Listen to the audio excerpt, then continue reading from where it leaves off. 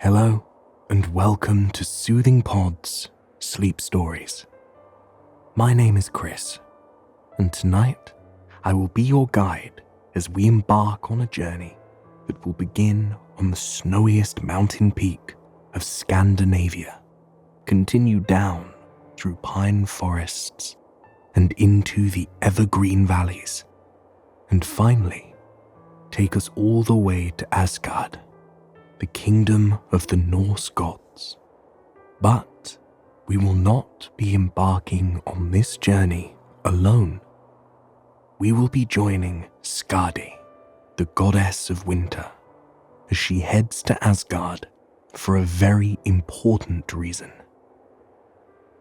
Before we begin our sleepy, snowy journey, however, let us take a moment to relax and find comfort in the space that we are in, here and now.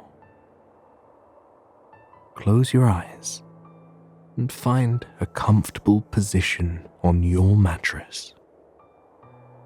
Right now, there are no obligations.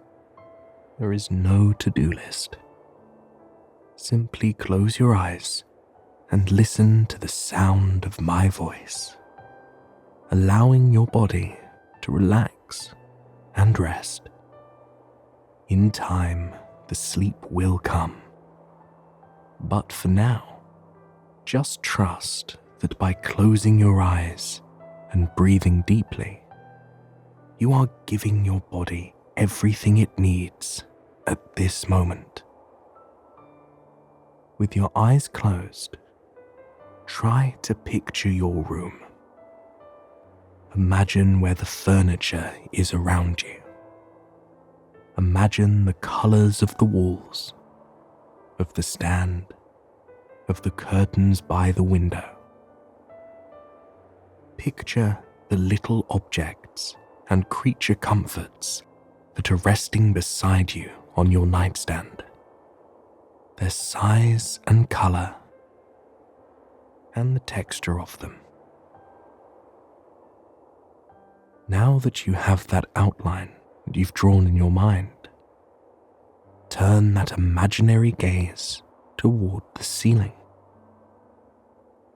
Above you, you see a rather peculiar thing. Something that you wouldn't see on an ordinary day. Because gathering there on the ceiling above you are white, fluffy clouds. Clouds that are ethereal, bathed in a soft blue light that silhouettes them from behind and illuminates them as though they were crafted from the heavens themselves. These clouds gather and grow, spreading across the ceiling like blooming wildflowers popping up from the dewy soil. And as these clouds grow, notice something even more peculiar within them. In the glow, you can see that there is a white mist slowly encompassing the clouds. And as that white mist finishes embracing the fluffy white clouds, there is a shift in the air. A chill shivers its way through it. A chill that makes the warmth of your blankets even more comforting. And as soon as that chill causes the air to shudder, snow begins to fall from the clouds. This isn't just any snow. It is the most beautiful snow you've ever seen, falling down slowly, ever so slowly, in your very own bedroom. The flakes are large, so large that some of them seem to bumble clumsily through the air in slow motion, like a fuzzy bumblebee taking its time drifting through the warm breeze on a summer day. They are on no schedule. They have no urgency to reach the floor of your bedroom, nor the tip of your nose or your fingertips. Instead, they take their time, drifting, cascading, floating down further and further, swinging and swaying from side to side whenever the universe compels them to. To your side, you see the objects on your nightstand as they are gently blanketed in a layer of the soft, cottony snow. It is an opportunity for them, too, to rest, to keep themselves private from everyone else's eyes, and to simply be in their own little world. You, too, feel as the snow gathers on the blankets on top of you. It coats the blanket just enough to be a thin layer before it begins to melt, and then starts the process all over again. You watch the flakes as they collect on the blanket, and this close up, in that beautiful glowing light, you see how truly unique they are. You see the ridges and valleys of every microscopic flake before you. You see the stories that are encased in each and every one, and why their journeys were so different as they came down.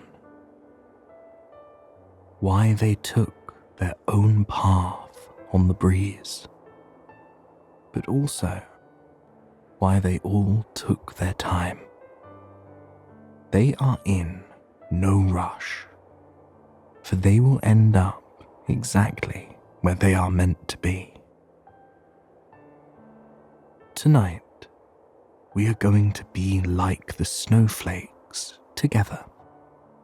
And to get into that mindset, imagine yourself not in your bed, but up in those breathtaking white clouds just over your head. Nestled inside them, you are not cold. You are warm with thoughts of the journey ahead of you. The journey of relaxation, of no stress or expectations, as you trust the wind and your own ridges and valleys to guide you. And slowly, you find yourself slipping out of the cloud and drifting down, down, down through the air. You sway lightly to the side, slowing down even more to look at the scene below you. And that scene is vastly different than it was before. You are not looking down at your bed in your bedroom. You are looking down at something you've never seen before. Because you are floating down to the highest ancient mountain peak in Scandinavia.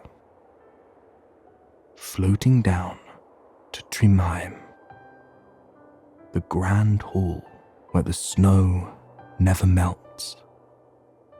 Trimheim is within the kingdom of the giants, a beautiful, sprawling landscape full of ancient trees that reach the sky, snowy peaks, and rivers and valleys that are peppered all the way to the horizon. And it was within Trimheim, Thjazi and his daughter Skadi lived. The two lived a happy life of solitude within their mountain home. Skadi had always lived there, and she was truly meant to be in a place of such beauty and wonder.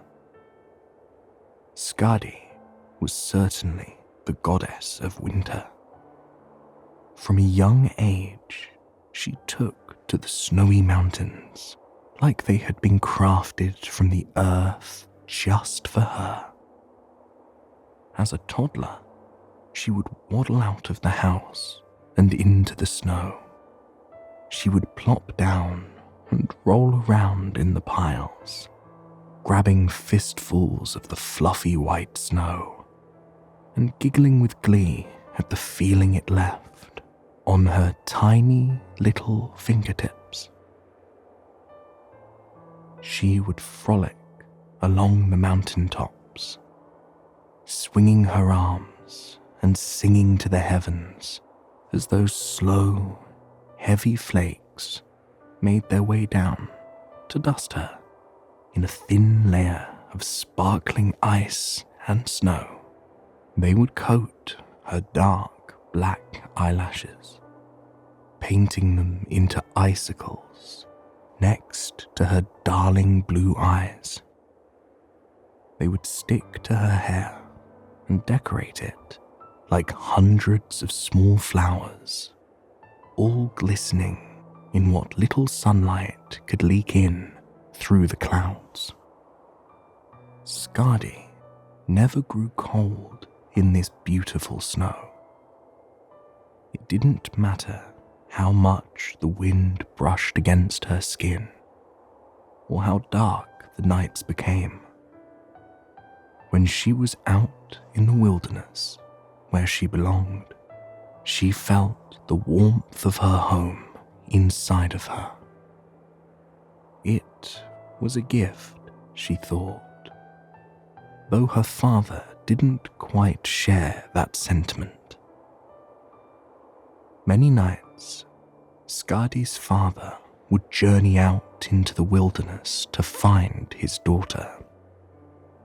At first, he would do so with a panicked, worried look painted on his face. She was a young child after all, and the wilderness is known to be unforgiving. But to Skadi, the wilderness was just beautiful. It was her playground. So, while her father wandered around for hours looking for her, she would be sliding across icy ponds, tracing on the surface with long, silvery strokes as she made her way to a distant pine forest or a peak that she had yet to explore. While her father peeked into logs and searched up in tall pine trees, Skadi would be sliding down hills with a piece of bark she had scavenged, drifting down the slopes with ease and kicking up beautiful gusts of white snow in her wake. And when her father would finally find her, it would go the same nearly every time. Little Skadi would giggle and pop out from behind her hands, her cheeks red from the kiss of the winter air. Tiazi would shake his head at his daughter and click his tongue in disapproval. And yet, there would always be a smile on his face. He would pick her up gently, plop her on his shoulders, and start the long journey back to their home. When they would arrive home, Skadi would sit in front of the crackling fire. She would tell her father all about the journey she had been on that day in particular, about the birds she saw, about the animals she saw scurrying through the snow, leaving precious little footprints in their wake. about the berries she managed to find, about the way her feet sounded as she walked across the crackling snow. And her father would listen and nod and wonder how he ended up with such a cute little troublemaker on his hands. And as time passed, that question never truly got answered. And, truthfully, Thiazi was not a man that should have been wondering about such things. After all, he was quite a troublemaker himself. He was known by the other gods as a bit of a playful spirit, a man who enjoyed eating and drinking, a man who was much, much like his daughter. Unfortunately, that behavior got Thiazi in quite some trouble. One day, Thiazi turned into the form of an eagle and set out across the land to explore, much like his daughter did. But on this day, he saw something rather intriguing. He came upon Odin, Loki, and Hornir, who had gone into the mountains on a long journey together, intending to only stop when they needed to eat. They stumbled upon a herd of oxen and hunted one to have for dinner. But as they tried to cook the ox in an earth oven, they discovered that for some reason the ox would not cook. Frustrated by this, they argued with one another about how to get the oven to cook their dinner. Just then, they heard a voice chime from the oak tree above them. "I'm afraid that is my fault." In his eagle form, Thiazi looked down at the gods with a lightness in his eyes. He promised the gods he would allow them to cook, but only if they allowed him to have some of the ox. The hungry gods agreed. But when Thiazi came down to eat from the ox, he did not do so very conservatively. He ate as much as his stomach could carry, not pausing at all. Loki, a god not known for his patience, grabbed his long staff and tried to strike Thiazi with it. But, to Loki's surprise, the weapon stuck steadfast to Thiazi's feathers. And as Thiazi took flight, he dragged poor Loki with him. Loki called up Thiazi in desperation, begging for him to let him down.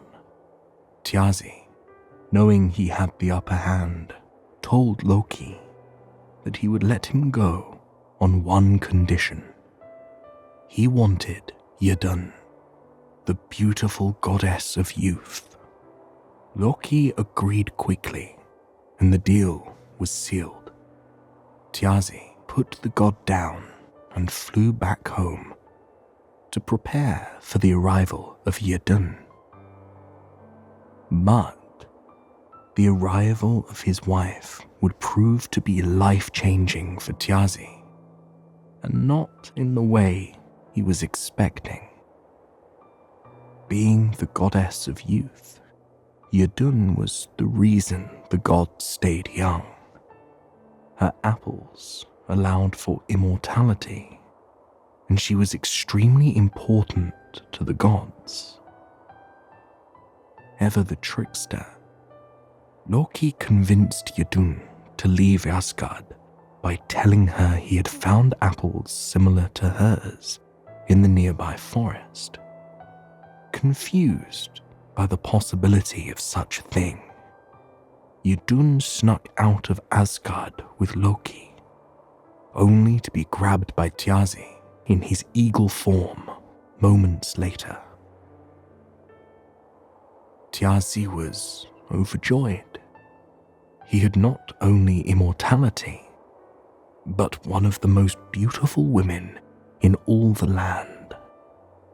Unfortunately, it would be short-lived for Thjazi. Very suddenly, the gods began to grey and age. After questioning Loki, they discovered that Idun had been kidnapped by Thjazi. And so, they went to the peak of the highest mountain to rescue her from Thjazi and bring her back to Asgard. In the process, Thjazi was killed. The gods fled back to Asgard with their beloved Idun, hoping that was the end of their story. But it was far, far from the end. Because Skadi was not a little girl anymore. Skadi had truly become the goddess of winter now, though many referred to her as the goddess of snowshoes. She spent most of her days skiing through the vast wilderness, exploring new places from sunrise to sunset. Still, she felt the most at home out in the woods, laying in the snow, breathing in the fresh air that smelled of pine needles and moss and lichen. And when Skadi discovered that her father had been killed by the gods, Skadi was not the least bit afraid of them, nor of what she had to do. She grabbed a helmet, a coat of mail, and all of the weapons she possessed, and began the long journey to Asgard to make the gods atone for the death of her father. The first night that Skadi set out, she had a sadness in her that she had never felt before. The loss had hit her deep, but there was comfort all around her. As she skied down the winding slopes she had journeyed over hundreds of times, but there was a new feel to them. They were healing in an entirely unique way. Every bit of the landscape seemed to pop out to her, as if it was making itself known, as if it wanted to wrap its arms around her and bring her in an embrace. The air smelled of brisk snow that was on the distant horizon, mixed beautifully with the scent of the fir trees and the pines and the bark of the old stark white birch trees.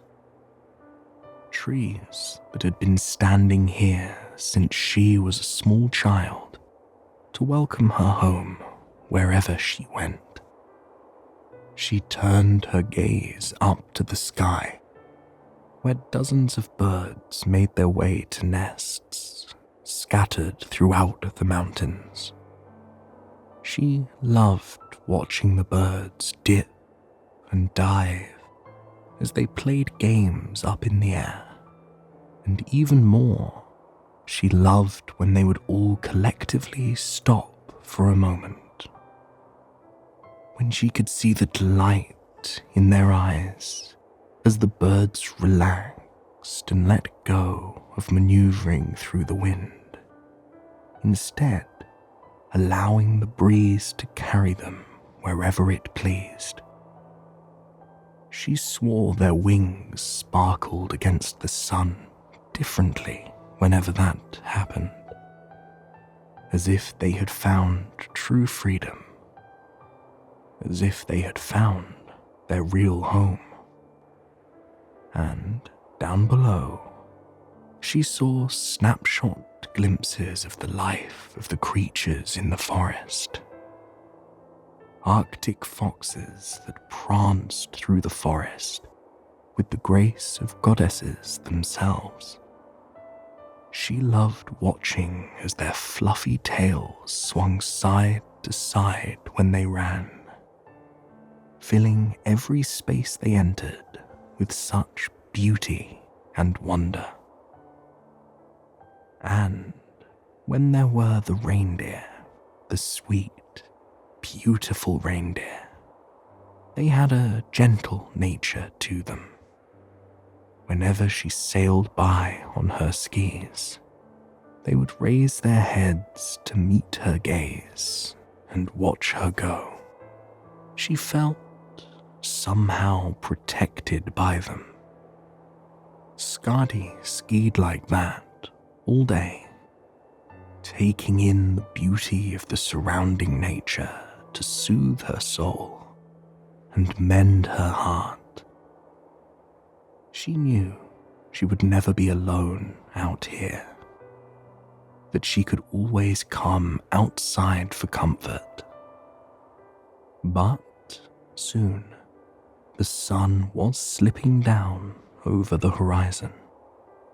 The sky was painted a mosaic of cornflower and goldenrod and rose and wisteria as the sun set further and further. Skadi decided that reaching Asgard could wait until tomorrow. It felt right to stop right here, to stop right now. She took off her skis in a beautiful little grove that she had never explored before. The grove was made entirely of tall birch trees, but a recent snow and ice storm had created art with these beautiful trees. Nature had sculpted them into something entirely different and new. The trees were bent over in giant arches that stretched towards the ground. And these arches, these wonderful, beautiful arches, were encased in ice that radiated the colors of the setting sun. It was truly like an art installation. It said something to Skadi, and whenever the wind blew, it really said something to her. The trees would sway as much as they were able to, and as they did, the ice molded around the branches would crackle and pop and shift and sing. It was a symphony all around her. Each tree sang its own notes at its own pace, and with each breeze, Skadi felt less and less alone. One of Skadi's favorite things about winter is how quiet it is, and how loud it is at the same time. Sounds you would never hear during summer are the symphony of winter. The sound of a stray leaf being blown across the ice can fill an entire grove with music. The sound of trees cracking in the breeze, the sound of water bubbling beneath the ice of a distant brook, the that you didn't even know existed.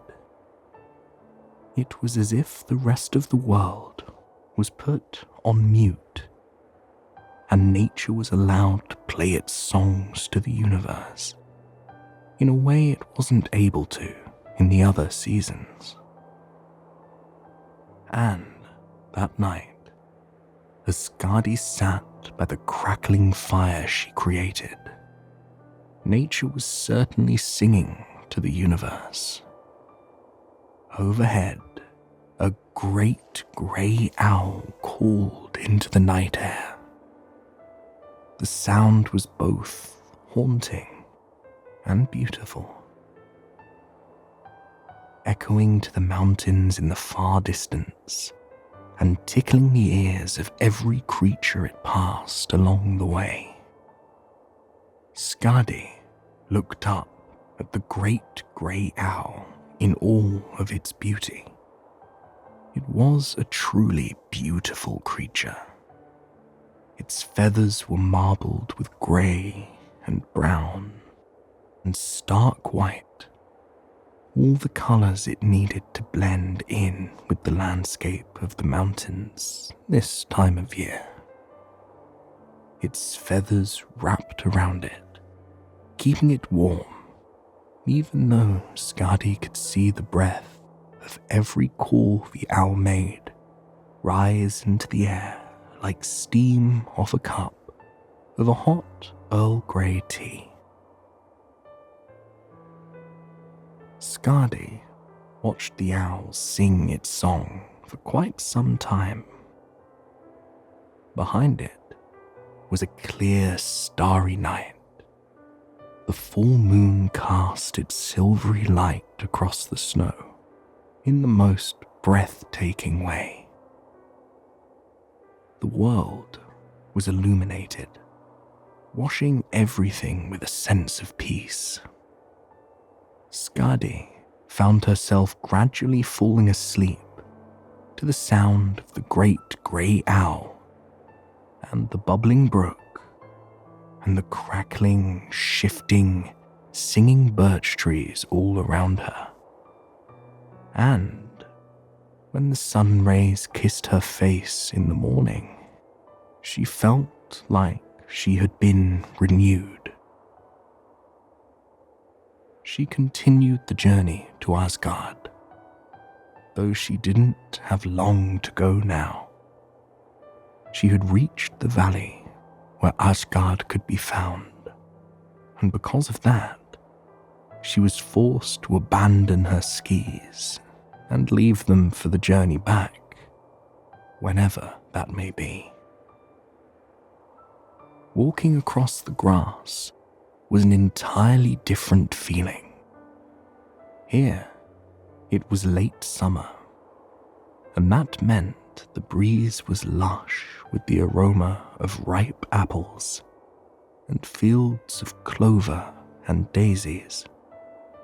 She relished the feeling of the soft grass beneath her feet, of the sun that seemed to kiss her skin a little more gently here. And yet, she was still looking forward to returning home, still looking forward to being where the owls sang to the snow and the animals left imprints behind. When she reached Asgard, the gods were expecting her.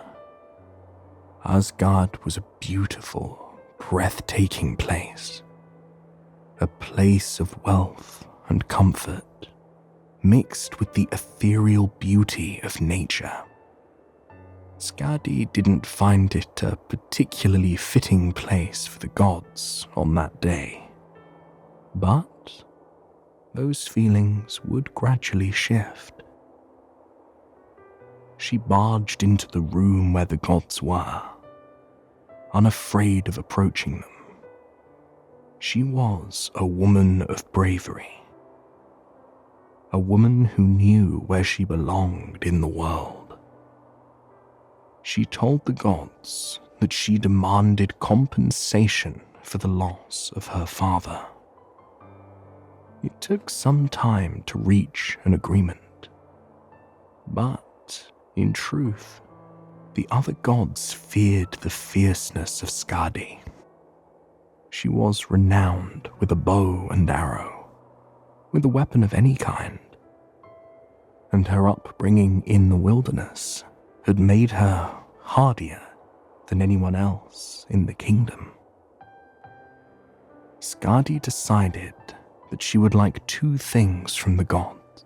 First, she would like a husband to bring back to her kingdom with her.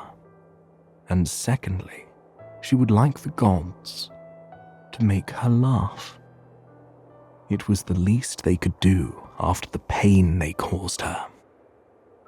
Eagerly, the gods agreed that she may choose a husband from among themselves, but on one condition. Skadi must pick her husband only by looking at their feet. This posed a problem for Skadi. She had come to Asgard with that proposal, hoping that she could pick Baldur, who many referred to as Baldur the Beautiful. She closed her eyes as the gods lined up in front of her. She looked over their feet carefully, trying to pick the most attractive pair. When she found the nicest ones, she smiled to herself and picked them, declaring that there can be little that is ugly about Baldur. To Skadi's surprise, Baldur was not the owner of the feet. Instead, the owner of the feet was Njordr, a god associated with the seas and the wind. Regardless, Skadi stuck to her agreement, thankful that at the very least, her home wouldn't be empty. And then came the second part of the deal. Feeling guilty because of the part he played in the tragic death of Skadi's father, Loki decided to take it upon himself to make Skadi laugh. He tied one end of a string to a nanny goat's beard and the other end to his privates. The goat and Loki pulled one another back and forth, both squealing loudly. With another pull from the goat, Loki was brought to the ground. Skadi doubled over, laughing, a sound of such joy that it even brought smiles to the old gods' faces. Her requests had been met, but Odin was not yet finished. He felt terrible about the death of Skadi's father, and truly wanted Skadi on his side. And so, he took the eyes of her father and cast them into the sky. There, the eyes of her beloved father became two bright, beautiful stars. Skadi thanked Odin for this beautiful gift and began the journey back up the mountain with her new husband. They hardly spoke along the way, but they didn't need to. They passed by the grove of birch trees that had been home to Skadi the previous night. They saw the great grey owl curled up in a notch in a tree, getting some rest as the day waned on. They saw the reindeer, who raised their heads in acknowledgement as Skadi and her husband passed by. They skied beneath the birds flying high overhead, sailing through the pale blue sky with a type of freedom few ever get to experience. They journeyed back up the mountain, soaking up every piece of beautiful scenery along the way. And by the time they reached home. The sun had set down over the horizon, and in its place, the stars began to peek out of the inky black sky. Skadi looked up at the sky, and she had seen this beautiful sky countless times on her journeys out into the woods. But tonight, it was different. Because high above her, there were two beautifully bright stars. Two stars that were utterly breathtaking in every way. And she knew what those stars were. They were her father. Her father looking down on her with pride and love and acceptance always. It wasn't just nature nor winter that would make Skadi feel at home wherever she went now. It was his love crossing the sky to be with her every night. Skadi smiled and gave the stars a wave before she sat down in the snow, soaking in the beautiful moment. I hope you have enjoyed this story and it has brought you a night of peaceful, restful sleep. Please, join me again tomorrow night for another sleep story. Until then, sweet dreams.